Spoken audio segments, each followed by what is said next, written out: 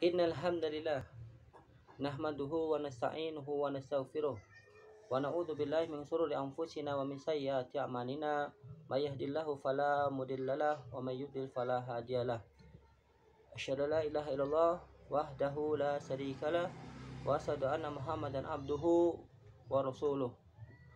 Allahumma sholli wa sallim wa barik wa jid wa an'im ala nabiyyika wa habibika Muhammadin sallallahu alaihi wasallam wa ala alihi wa ashabihi wa man tabi'ahum bi ihsan ila yaumiddin. Alhamdulillah, kita bersyukur atas kehadiran Allah Subhanahu wa taala.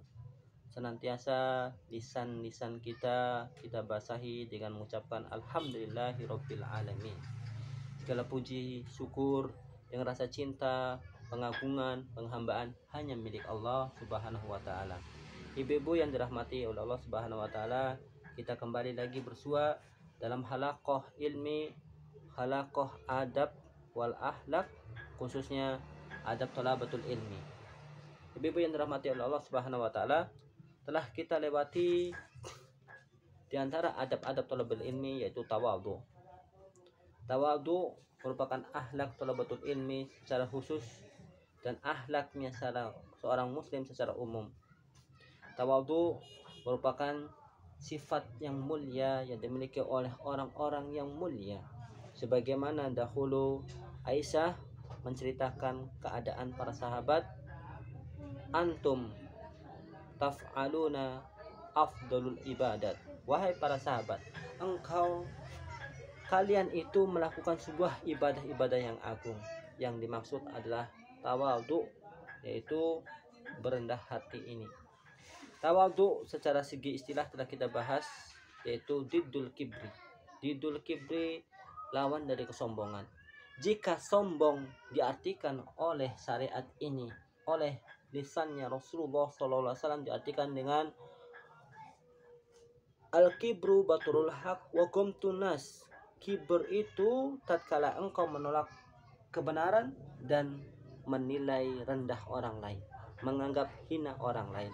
Maka dari dua pengertian ini kita bisa menyimpulkan bahwasanya tawadhu adalah mau menerima kebenaran dan mau memuliakan hak-hak sesama.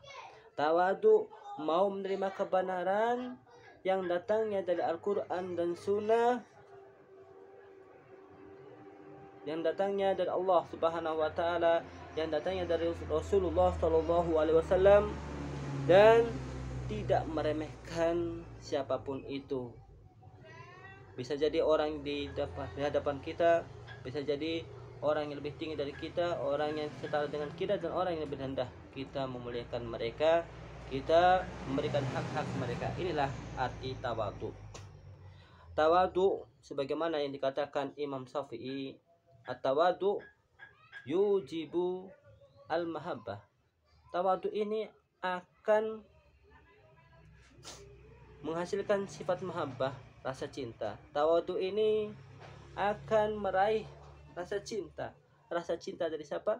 Rasa cinta dari Allah Subhanahu wa taala tentunya, dan rasa cinta dari umat manusia. Secara fitrah manusia ini menginginkan orang yang tawadhu, ingin bergaul beramalah dengan orang-orang yang tawadhu, dan dia enggan untuk bertemu dengan siapa? Dengan orang yang sombong. Dia itu enggan, tidak mau bertemu dengan mereka model begini. Jadi secara fitrah manusia itu menginginkan temannya itu rendah diri, tidak sombong.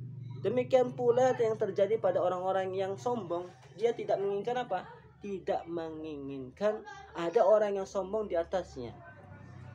Jadi, Masya Allah, tawadhu ini ada sifat yang benar-benar dihasung oleh syariat kita, yang mana di dalam Al-Quran Rasulullah SAW diberikan nasihat oleh Allah Subhanahu wa taala agar tawadhu kepada kaum muslimin.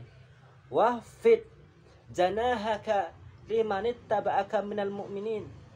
Wahai Muhammad, rendahkan sayapmu, berlemah lembutlah engkau, tawadhulah engkau, rendah diri engkau ya Muhammad, rendah hatilah engkau wahai Muhammad bagi siapa saja, kepada siapa saja orang-orang yang mengikutimu dari kalangan orang-orang yang beriman. Siapa saja orangnya, apakah dia orang memiliki jabatan, apakah dia orang yang setara denganmu, ataukah orang di bawahmu, wahai Muhammad, maka rendah dirilah.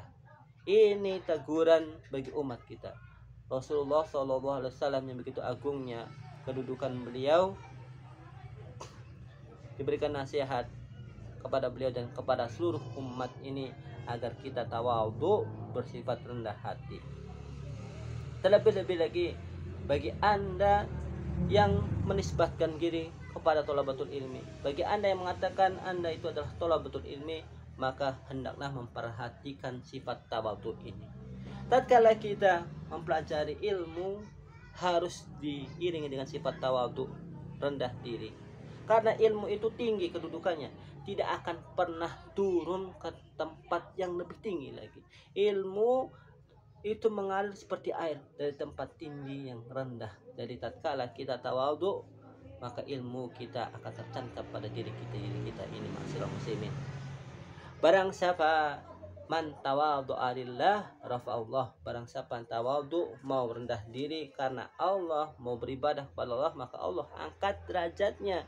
Jangan kalian kira tatkala kita rendah hati, rendah diri di hadapan manusia, di hadapan guru-guru kita, itu membuat rendah derajat kita. Tidak. Bahkan itulah kemuliaan Islam, izahnya Islam. Allah akan memberikan kemuliaan kita, Allah angkat derajat-derajat kita. Semakin kita tawadhu, semakin Allah akan mengangkat derajat-derajat kita. Dan seorang thalabul ilmi, ikhlas yang ia lalui pertama kalinya adalah dengan sifat tawadhu ini. Dibuktikan ikhlas atau tidaknya, dia harus punya sifat tawadhu ini. Bagaimana bisa? Lihatlah sebuah hadis. Man talabal ilma, barang siapa yang mencari ilmu, liyubahiya bihil ulama, dia mencari ilmu untuk berbangga-bangga di hadapan para ulama, bersombong-sombong di hadapan para ulama. Waliyujadiya bihi sufaha, mempelajari ilmu untuk berdebat manusia, orang-orang awam didebat. Ini tujuan ilmunya. Au liyusarrifan wujuhan nasi, atau untuk mengambil perhatian dari orang manusia. Maka orang yang model seperti ini, yang tidak ada sifat tawadhu di dalam dirinya, mempelajari ilmu untuk bersombong-sombong, untuk berbantah-bantahan dengan orang awam agar ia pamer, manusia melihatnya, maka model seperti ini Allah ancam, wahwa finnar, maka tempatnya kelak itu di neraka. Ini sungguh besarnya ancaman bagi orang-orang yang tidak mempunyai sifat tawadhu pada dirinya. Fal wajibu ala thalibil ilmi, maka wajib bagi seorang thalibul ilmi ayalzima sifat tawadhu, untuk mempertahankan sifat tawadhu pada dirinya. Ayuhadzira al-ijaba, dan dia menjauhi, mewaspadai rasa ujub yang ada pada dirinya, wal fakhra, rasa berbangga-bangga diri, bima atahu Allah minal ilmi, atas pemberian Allah berupa ilmu. Tatkala orang yang berilmu, Allah berikan kelebihan ilmu padanya, maka disyariatkan untuk tawadhu, agar dia tidak sombong, agar tetap dia rendah diri. Kenapa? Dia tahu, sadar hakikat ilmu yang ada pada dirinya, yang membuat ia mulia itu bukan dari siapa-siapa, bukan dari usahanya, bukan karena hafalannya, bukan karena kecerdasannya, tapi memang itu semuanya apa? Semuanya itu milik Allah. Allah yang beri kemuliaan pada dia. Maka dia tatkala dia tawadhu, mengingat itu semua bahwasanya itu pemberian Allah, dia tidak boleh tamsi alal ardi maraha, berjalan di muka bumi dalam keadaan sombong, maka Allah akan memberikan keberkahan pada dirinya. Kama yang bagi alaihi aya'rifa qadra nafsihi, maka sebagaimana dia itu harus tahu siapa kadar dirinya ini. Dia harus ngaca, dia itu adalah sebagai thalabul ilmi, tidak boleh sombong. Wajar orang awam itu sombong, wajar Orang-orang yang tidak berpendidikan itu sombong, tapi seorang thalibul ilmi yang Allah berikan ilmu ini, yang Allah wariskan ilmu padanya, yang Allah berikan harta yang paling mulia ini, maka baginya tidak boleh ada kesombongan dalam hatinya, hendaklah dia tawadu. Wa annahu la yajalu taliban lil ilmi mahma ta'ammuqa fi talabihi. Dia itu senantiasa dikatakan thalibul ilmi walaupun dalam ilmunya, setinggi-tinggi apapun ilmunya, setingkat apapun ilmunya, apakah dia ulama, tapi dia tetap dikatakan thalabatul ilmi, butuh terhadap ilmu ini, maka hendaklah dia bersifat tawadhu. Dahulu kita melihat bagaimana Syekh Nasruddin Al-Albani, beliau mengatakan ana tulaibil ilmi. Ana tulaibil ilmi, kata Syekh Nasruddin Albani, dengan ketinggian ilmu hadis yang beliau miliki, dengan ketinggian ilmu yang beliau miliki, beliau tidak sombong. Beliau mengatakan ana tulaibil ilmi, saya itu adalah penuntut ilmu yang kecil. Saya itu adalah penuntut ilmu yang kecil, kata beliau. Ini bagaimana Syekh Albani begitu tawaduknya, ma'asyiral muslimin. Fala yazunna nafsahu annahu sara aliman fayaktafi. Jangan sampai dia menganggap dia itu sudah alim. Kalau sudah menganggap dirinya alim, maka dia akan berhenti untuk menuntut ilmu. Wa yatawaqqafu an talabatil ilmi, maka dia akan berhenti dari talabatul ilmi ini, ma'asyiral muslimin. Gara-gara tidak ada sifat tawadhu, dia sombong, merasa sudah tidak butuh pada ilmu. Wa yatasaddar al majalisa wa mutabahiya bi ilmihi, maka tatkala dalam majelis ilmunya yang ada adalah yang muncul dia congkak dan sombong. Muta'alian ala ikhwanihi, dia sombong dengan teman-teman yang sederajat dengannya. Muhtakiran li amatin nas, dan ia meremehkan orang-orang awam. Bidakwa annahum juhalun muhtajun ilmihi, dengan alasan orang awam itu butuh saya, karena mereka butuh saya, maka saya lebih tinggi derajatnya, maka dia pun sombong kepada orang-orang awam. Maka bagi orang-orang yang seperti ini, ingatlah bagaimana nasihat Ibnu Qayyim Al-Jauziyah dalam kitab beliau Al-Fawaid. Berkata, qala al-Imam Ibnu Qayyim rahimahullahu ta'ala, min alamatil sa'adah, termasuk alamat dari keselamatan, kebahagiaan seseorang, wal falah, kemenangan seseorang, annal abda kullama zida fi ilmihi zida fi tawadu'ihi.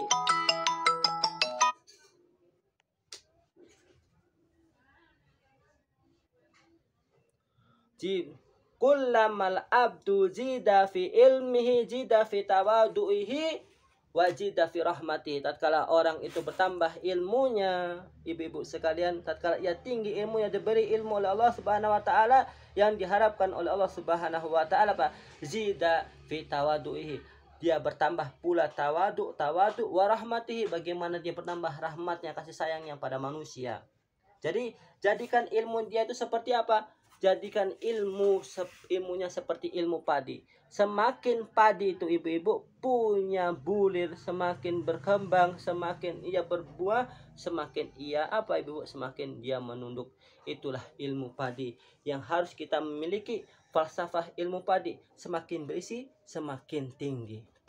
Sebagaimana telah kita bahas juga pada pertemuan yang lalu, bahwasanya pada sifat tawadhu ini termasuk level kedua dalam menuntut ilmu. Al-ilmu salah satu asbar. Ilmu itu ada 3 tingkatan. Ilmu ada tingkatan. Tingkatan yang pertama, man dakhala fi sibril awal takabbar. Kalau dia masih sabuk putih, masuk pada tingkatan yang pertama, dia sombong. Akan tetapi, wa man dakhala fi sibril sani, apabila dia masuk pada tingkatan yang kedua, dia akan apa? Akan tawadhu. Maka diharapkan dia senantiasa untuk thalabatul ilmi dan terus thalabatul ilmi agar mengerti kadar dari apa? Dari keilmuannya, kadar dirinya, sehingga dia tidak menganggap sombong, tidak merasa besar. Demikian pula tatkala dakhala fi sibris salis, tatkala dia masuk ke sibris salis, dia akan tahu bahwasanya dia itu adalah orang yang bodoh, tidak tahu apa-apa. Dia hanya berada pada tepian ilmu, sedangkan para ulama, para pendahulunya telah menyelami lautan ilmu ini, dan tidak akan ada tepi-tepinya lautan ilmu ini, karena ilmu Allah maha luas. Kalau begitu dia akan sadar bahwasanya pemilik ilmu yang paling utama, yang maha kuasa adalah Allahu Akbar. Allah lah yang pantas bersombong karena memiliki ilmu yang luas. Wa kullama zida fi ilmihi zida fi khaufihi wa hadarihi. Tatkala ia bertambah ilmunya, bertambah takut kepada Allah, dan semakin waspada pada dirinya agar tidak terjerumus dalam hal-hal yang tidak diinginkan, tidak diridhoi oleh Allah Subhanahu wa taala. Wa alamatu saqawati, dan alamat kecelakaan seorang hamba, annahu, bahwasanya kullama zida fi ilmi zida fi kibrihi wa taihihi. Tatkala dia itu bertambah ilmunya, bertambah sombong dan bertambah arogan. Inilah alamat apa tadi? Alamat musnahnya, alamat celakanya seorang hamba tatkala ilmunya bertambah, tidak bertambah tunduk tawaduk, malah bertambah sombong. Ditambah lagi dia itu semakin arogan, tidak ada takut kepada Allah Subhanahu wa taala. Wa kullama zida fi ilmihi zida fi fakhrihi wa ihtiqarihi linnas wa husni dhanni bi nafsihi. Tatkala dia itu bertambah ilmunya, bertambah dia itu berbangga-bangga diri, dan dia itu menyepelekan manusia, dan dia merasa bahwa dirinya itulah yang paling hebat. Tatkala inilah ilmunya seorang akan menjadi ilmu yang tidak bermanfaat, yang akan membawa malapetaka, bencana bagi dirinya. Berkata Al-Imam Abu Bakar Al-Ajuri dalam sebuah pembicaraannya tentang adab dan akhlak, beliau berkata, idza nasarallahu lahu dzikra indal mu'minin. Tatkala Allah menginginkan tingginya derajatnya seorang mukmin dari kalangan ahlu ilmi ini, maka apa yang Allah lakukan? Wahtajan nasu ila ma indahu minal ilmi. Maka dia akan membuat manusia ini berbondong-bondong mengambil ilmu dari seorang ulama ini. Al-jama nafsahu tawadu'a. Namun ulama ini tetap tawadu di hadapan penuntut ilmu. Lil alim wa ghairihi. Bagaimana demikian pula dia akan semakin tawadu kepada orang-orang yang alim di atasnya, dan kepada orang-orang awam pun dia tawadu. Adapun fungsi tawadunya kepada orang yang semisalnya, wa amma tawaduhu liman huwa misluhu, tatkala ia tawadu pada orang yang semisalnya, fa innaha mahabatun tunbitu lahu fi qulubihim. Itu adalah rasa cinta yang ia tanamkan kepada orang-orang yang sederajat dengannya, yang akan menumbuhkan cinta kepada teman-temannya itu. Rasa cinta yang tebarkan tatkala ia tawadu, maka rasa cinta yang tebarkan kepada manusia, maka dia pun akan dicintai oleh manusia. Fa ahabbahu qurbahu. Maka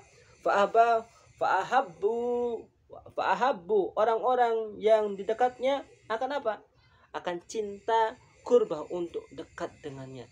Tatkala ia tawadu, itu merupakan bukti dia cinta kepada orang-orang yang terdekatnya, sehingga orang-orang terdekatnya pun cinta ingin bersua dengannya. Beginilah bagaimana keadaan Syekhul Islam dan murid-muridnya. Ibnu Qayyim mengatakan, tatkala kami di hadapan Syekhul Islam itu apa? Dekat, ingin dekat sekali. Demikian pula bagaimana perasaan para sahabat pada Nabi Rasulullah SAW, mu'allimul kabir, seorang guru besar dalam agama ini, yaitu Rasulullah. Para sahabat sangat rindu ingin bertemu dengan Rasulullah, karena begitu tawaduknya Rasulullah di hadapan para sahabat-sahabatnya. Kemudian, idza ghaba anhum khanat ilahi qulubuhum. Tatkala satu hari seorang alim yang tawaduk ini tidak bisa mengajar, dia itu punya uzur untuk tidak mengajar, akhirnya khonat ilahi qulubuhum, rasa rindu pun datang menghampiri hati-hati para thalabatul ilmi. Dicintai thalabatul ilmi, dan para thalabatul ingin rindu terus, tidak mau berpisah dengan halaqah ilmunya walaupun satu hari. Adapun kalau dia tawadu dengan para ulama, apa yang akan dihasilkan? Wa amma tawadu'uhu lil ulama. Tatkala thalabatul ilmi itu, seorang alim itu telah tawadu di hadapan para ulama, fawajibun alaihi idza aradal ilma. Ini adalah kewajiban jika ia menghendaki ilmu. Kalau ia ingin menimba ilmu terhadap para ulama, maka adabnya harus tunduk, harus tawadu. Sebenarnya hakikatnya bukan ia memuliakan ulama tersebut, tapi hakikatnya ia memuliakan apa yang ia pelajari, yaitu qala Allah wa qala Rasul. Perkataan Allah dan perkataan Rasul inilah yang benar-benar ia muliakan, sehingga ia muliakan para pembawa-pembawanya. Para ulama pembawa ilmu ia pun muliakan. Karena sebab apa? Ilmu ini memuliakan yang membawanya. Oleh karena itu ia pun memuliakan ilmu dan para ulama. Wa amma tawaduhu liman huwa dunahu. Adapun bentuk ketawaduannya kepada orang-orang yang di bawahnya, ini adalah kemuliaan ilmu, syaraful ilmi, bentuk kemuliaan ilmu. Hadirin yang dirahmati oleh Allah Subhanahu wa taala, alhamdulillah kita bisa membahas pembahasan tawadu ini, dan kita sudah di akhir pembahasan. Mudah-mudahan video singkat ini bisa memberikan kita pencerahan bagaimana sifat tawaduknya para ulama-ulama kita. Kita akhiri dengan kisahnya Ibnu Abbas. Ibnu Abbas radhiyallahu taala anhu itu sepupunya Rasulullah Shallallahu alaihi wasallam. Beliau sepupunya Rasul, beliau ahlu bait, beliau termasuk kaum Quraisy yang tinggi nasabnya. Tapi tatkala beliau menuntut ilmu, kita lihat bagaimana beliau ini benar-benar memuliakan para ulama. Tatkala beliau mendengar bahwasanya ada satu hadis, dua hadis yang diterima oleh Jabir ibnu Abdullah, beliau pun bersegera ke rumah Jabir ibnu Abdullah. Beliau dengan suasana kota Madinah masih panas-panasnya, beliau berjalan ke rumah Jabir ibnu Abdullah untuk menimba satu ilmu hadis. Tatkala dilihat masih tutup rumah Jabir ibnu Abdullah, beliau menunggu di depan rumahnya. Tetap bersabar menunggu. Akhirnya pun beliau beristirahat, tidur dalam keadaan panas, dalam keadaan debu-debu. Padang pasir menerpa beliau. Hal ini masih membuat beliau bersabar, dan tetap ini yang beliau lakukan. Tatkala pintu rumah dibuka, Jabir ibnu Abdullah sangat takjub kepada Ibnu Abbas ini. Waya ibnu ammi Rasulullah, wahai sepupunya Rasulullah SAW, mahada, apa yang kau lakukan di sini? Kenapa engkau tidak mengutus saja budakmu untuk datang kepadaku? Katanya Ibnu Abbas, beginilah cara kami memuliakan siapa? Memuliakan ulama-ulama kami. Beginilah cara kami memuliakan ilmu. Ilmu itu didatangi, kamilah yang akan memuliakan ilmu tersebut. Lihatlah betapa tawaduknya Abdullah bin Abbas di hadapan Jabir bin Abdullah. Dan tatkala keluar Jabir bin Abdullah membawa binatang tunggangannya, itu pun masih dipapah oleh Abdullah bin Abbas. Lihatlah Abdullah bin Abbas, seorang ahli tafsir yang didoakan oleh Rasulullah menjadi ahli tafsir. Allahumma faqihu fiddin wa alimhu ta'wila. Ya Allah, berikanlah dia kefakihan dalam ilmu agama ini, berikanlah ilmu tentang bukakan ilmu tafsir. Akhirnya ia menjadi ahli tafsir bukan karena doanya Rasulullah saja, tapi karena sifat tawaduknya juga. Inilah yang membuat ilmu itu mendatangi Ibnu Abbas. Inilah sekilas dari cerita Ibnu Abbas, mudah-mudahan bisa menjadi ibrah bagi kita semua. Ibu-ibu yang dirahmati oleh Allah Subhanahu wa taala, mungkin sekian yang bisa sampaikan. Lebih dan kurangnya saya mohon maaf. Nanti kita akan lanjutkan lagi dalam halaqah yang selanjutnya tentang bagaimana memuliakan para ulama dan memuliakan majelis ilmu. Adab yang selanjutnya, bagaimana seorang thalibul ilmi itu memuliakan para ulama dan memuliakan ilmu. Kita tutup dengan doa kafaratul majlis. Subhanakallahumma wa bihamdika asyhadu an la ilaha illa anta astaghfiruka wa atubu ilaik. Wa akhiru da'wana alhamdulillahirabbil alamin.